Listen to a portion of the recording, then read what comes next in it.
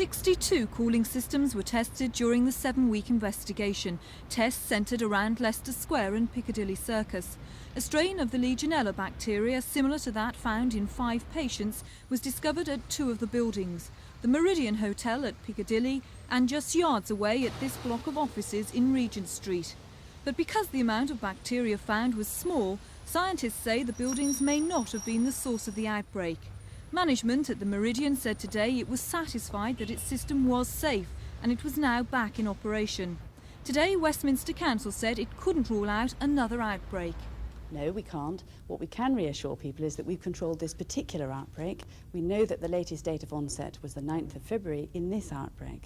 But we can't reassure people that there is no risk from other wet cooling systems. Westminster Council admit they'll probably never be able to positively identify the source of the outbreak. Because there's no formal register, it's been impossible to trace and test all the cooling systems. The tests also discovered that a serious but different form of Legionella bacteria was also discovered in 2 buildings, Centre on the Circus at Piccadilly and New Zealand House at Haymarket.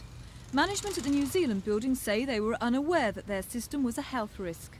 We've cleaned the towers annually as we thought was the requirement. It's now apparent to us that we will have to have another look at our maintenance procedures, and we will be bringing them up to the standard required by the Westminster Council, because obviously they haven't met that standard up till now.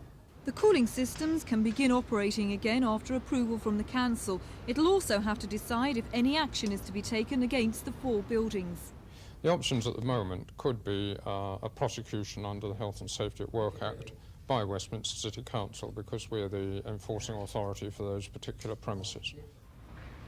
For the families of the 5 victims who died from Legionnaire's disease, today's report will be of little consolation. Because the source of the outbreak may never be traced, it's unlikely they'll ever receive compensation. Eileen McGonigal in Piccadilly Circus for Thames News.